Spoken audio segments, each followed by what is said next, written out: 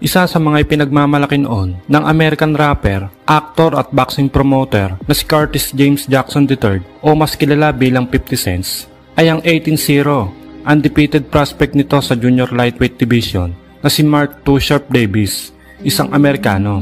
Isa nga pong malakas na boksingero, kilalang kilabot at isa sa mga kinatatakutan noon sa super featherweight division. Sa katunayan, ayon mismo sa isang kilalang website na theboxingboys.com, itong si Davis daw ay isa sa mga one of the most avoided fighter noon sa kanyang dibisyon. At ang isang araw po sa mga nasindak dito noon ay ang pound for pound undefeated welterweight champion na si Terence Crawford. Sapagkat ayon mismo sa inilabas na artikulo ng nasabing website, ay hinamon pala ni Davis itong si Crawford noong nasa lightweight division pa lamang ito. Ngunit hindi nga raw ito pumalag sa hamon at umiwas na lamang. Maliban sa 18-0 unbeaten record nito ay may makulay at malawak na karanasan din ito pagdating sa amateur boxing.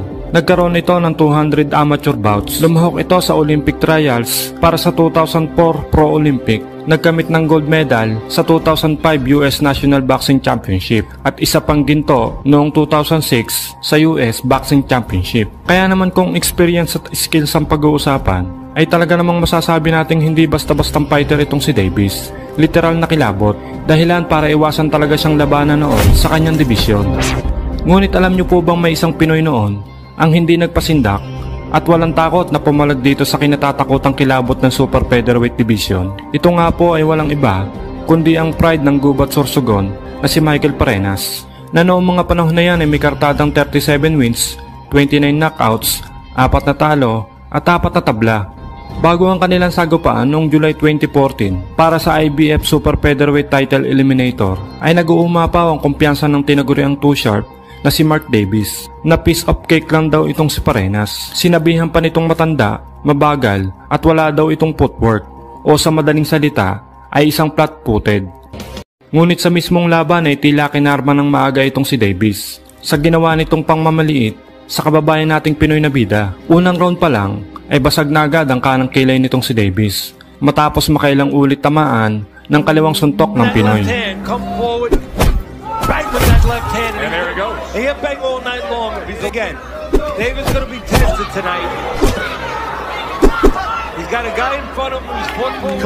Tila nabulag si Davis dahil sa sobrang bilis ng kaliwa ni Parenas.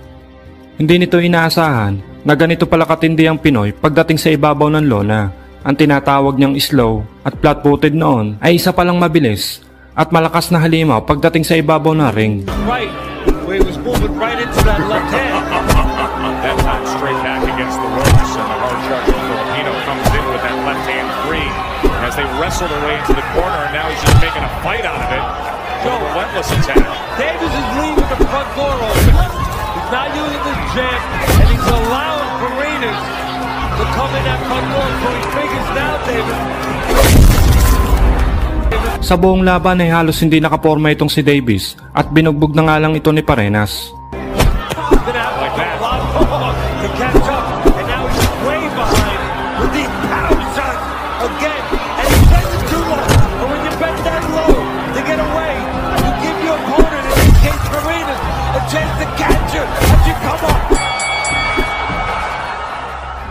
At pagsapit nga po ng round 8 ay dito na tuluyang winasak ni Parenas ang undefeated prospect ni 50 Cents nang sumapol ang isang solid na left hook sa mukha nito. Unlike Davis, he's fire tested, ready for battle. Oh, he backs him up into the corner and comes chasing him down, and Steve Smoger wants no more damage to Mark Davis. I win. A humane ending to the fight, as Smoger had warned him, as did the physicians, and the next time he took damage, you knew that was going to be it. Left hands beat all the hands of Davis. Matapos matalo ni Mark Davis sa kababayan nating si Michael Parenas, ay huminto na ito sa pagboboxing at hindi na muli itong nakita sa ibabaw ng ring. Matapos ang tatlong magkakasunod na impresibong panalo ng ating kababayan na si Nonito the Filipino Flash Donaire kontra sa mga kilabot noon ng bantamweight na sina Vladimir Sidorenko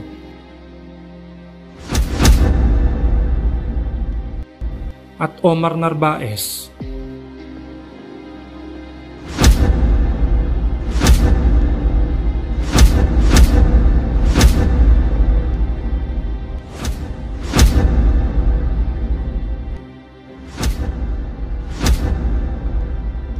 Isang taon lang ang nakalipas ay umakyat na ito sa 122 pounds Super Bantamweight Division upang sagupain naman ang hambog na Puerto Rican boxer na si Wilfredo Vasquez Jr.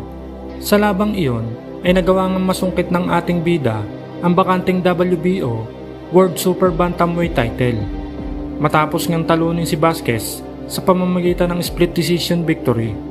Bagamat nanalo nga ang ating bida, madami ang nakapansin na medyo nahirapan ito sa pakikipaglaban kontra nga po dito sa taga Puerto Rico. Dahil kung ating babalikan ang mga nakaraang laban niya noon sa 115 at 118 pounds, ang karamihan sa nakalaban niya dito ay knockout ang inabot sa kanya.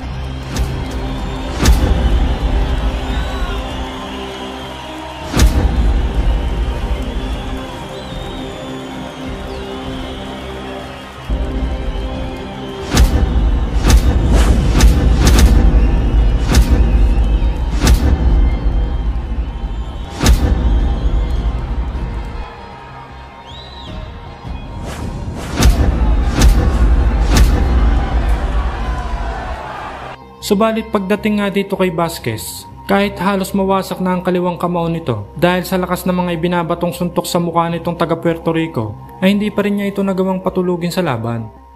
Kaya naman bagamat nasa ikalimang pwesto sa pound for pound list at kinatatakutan sa lower weight class itong sinunito noong mga panahong ito, ay naging isang malaking tanong sa mga boxing fans kung kaya ba nitong dalahin ang kanyang lakas sa mas mataas na timbang.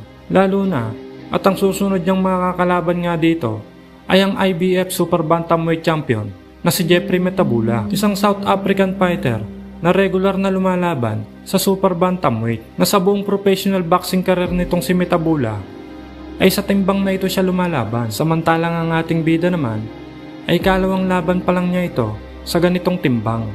At ang matindi pa dito, itong si Metabula ay may taas na 5'10".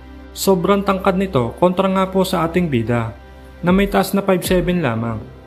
Kaya naman kumpiyansa itong si Metabula na hindi daw ubra ang tinaguriang The Filipino Plus sa teritoryo niya sa 122 pounds division. At ayon pa nga mismo kay Metabula ay ito daw ang magiging pinakamahirap na laban ni Donaire sa kanyang buong professional boxing career. At ito ang magiging ikalawang talo niya.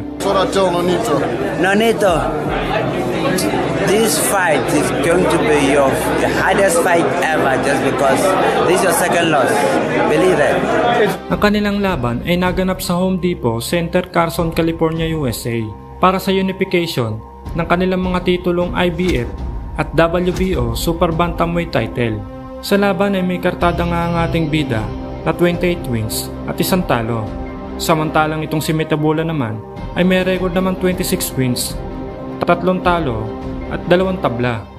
Subalit kahit ganon, sa mismong laban ay pinatunayan nga ng ating bida na kahit yamado sa haba at laki ang Aprikanong kalaban, ay hindi siya nasisindak dito at pinatunayang siya ang tunay na mas malakas. First round pa lang ay pinaramdam na agad ng ating bida kung gaano kalakas ang kanyang pamatay na counter left hook, na bagamat hindi nga bumagsak ang Aprikano ay makikitang bahagyang nayanig ito dahil sa lakas ng suntok na tumama sa kanya.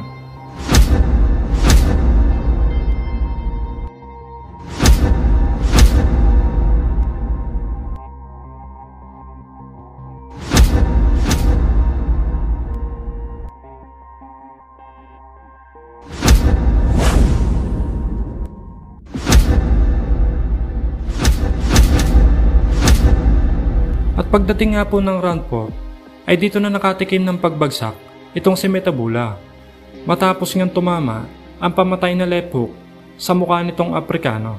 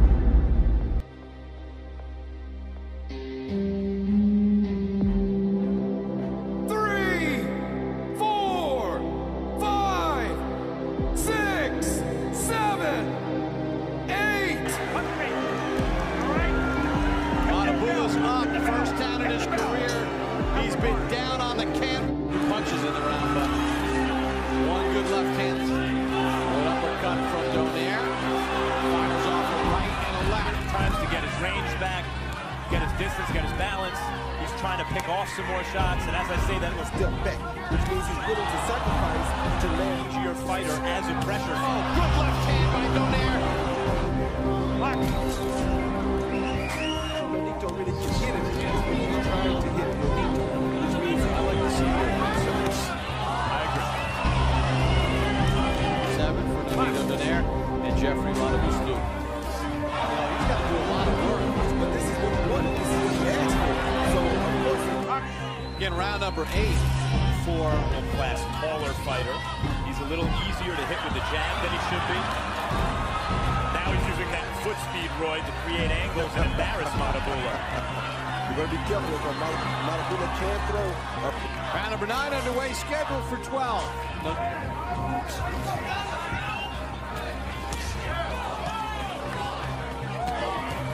There goes Tony. Jab of Jeffrey Matabula. We begin round number 22-pound belt on the line, round 10. Heard Robert Garcia apply his boxing skills and speed. Oh, good shot, good uppercut. 4 of 11 power shots to fight close on Harold Letterman's close. Gennady Golovkin is out there at middleweight. Fight guys like that every fight. Bula's belt on the line at 122 pounds. Matabula landing. Steps in with a right. Donaire says bring it on. Fires a couple power shots. That's how it ends. The Filipino Flash. Nonito Donaire.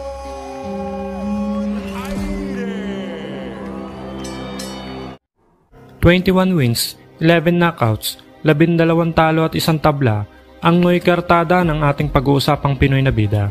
Sa unang tingin ay isipin mong walang espesyal sa fighter na ito at aakalain mong isa lamang itong talo ng boksingero dahil sa dami ng talo nito.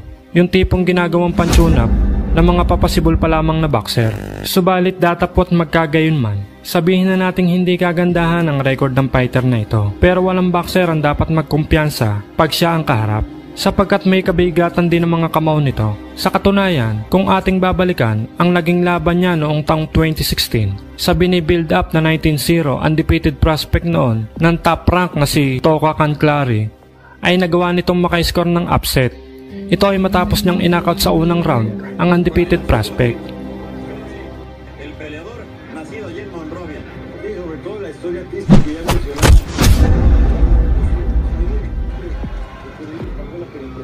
Ahora, ahí se protege. Está conectado el mismo golpe con el que fue noqueado por Canclari. Sin embargo, vale la pena. At nitong November 23, 2019 ay isa na namang undefeated prospect ang winasak nitong si Jimeno. Ito ay nang makasagupa niya ang Noy 11-0 na si Arnold Alejandro, isang Amerikano, para sa isang 8-round schedule super featherweight bout. Ang sagupang nito ay isa sa mga undercard noon ng rematch ng Wilder vs Ortiz na ginanap sa MGM Grand Garden Arena, Las Vegas, Nevada, USA. Sa unang round pa lang ay naka-score na agad ng knockdown itong si Jimeno matapos sumapol ang isang left hook sa mukha nitong Amerikano.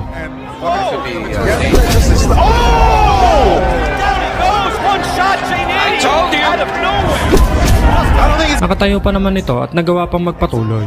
Matapos makarecover sa pagkaka-knockdown ay nagawa pa nitong madumina ang sumunod na 4 na round. Ngunit pagsapit ng round 5 ay dito na nag-umpisang maging agresibo itong si Jimeno.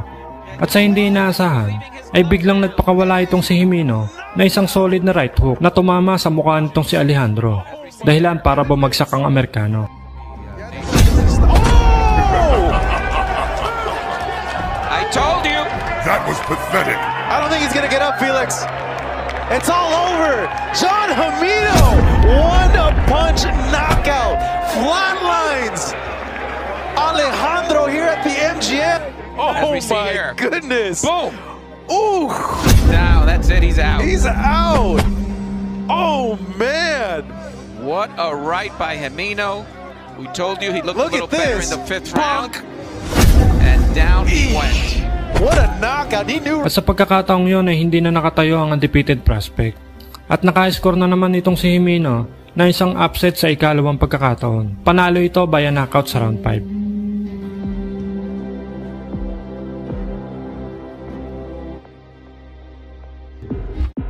July 11 ng 2015, nang maganap ang pinakaunang laban sa bansang Amerika ng kababayan nating undefeated prospect noon na si Mark Magnifico Magsayo upang depensahan ang nooy hawak niyang titulo, ang IBF Youth Featherweight title sa kapwa niya undefeated na si Yardley Suarez, isang Meksikano.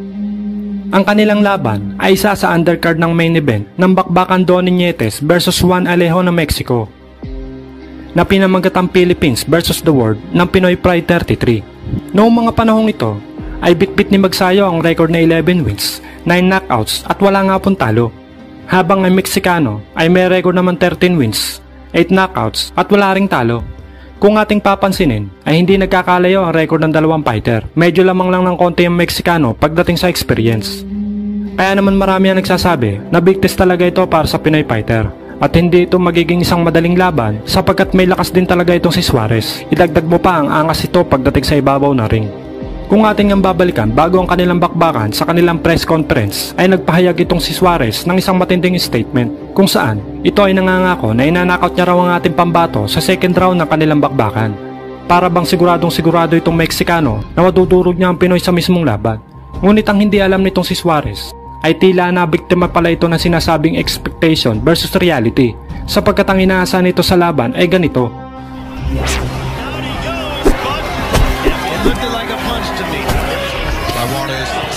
Just keeping them off. The distance from here on. Ngunit ang reality ay kabaliktaran pala sapagkat siya palang nadurog sa mismong laban imbes na ang ating bida. At ang pinakamatindi pa sa nangyari ay nangyari ang nakakahiyang unang pagkatalo nitong undefeated Mexican fighter sa first round. Halos 1 minuto pa lang ang nakakalipas sa laban nang magbitaw ng sunod-sunod na kombinasyon ng ating bida na kung saan ay bumagsak nga itong si Suarez. But you have to be aware kasi malakas ito si Suarez. His record good overhand is out. What if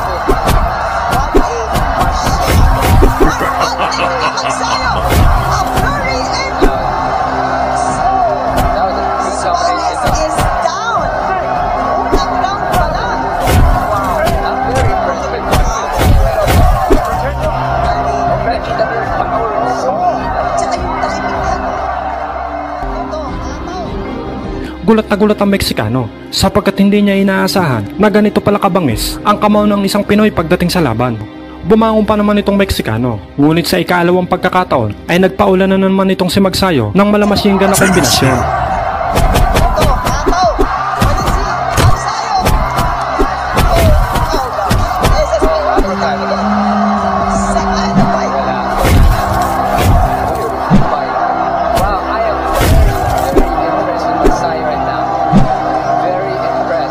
Flawless victory. Ang bagyo na ang pangalan Magsayo. Yan ang dumating ngayon.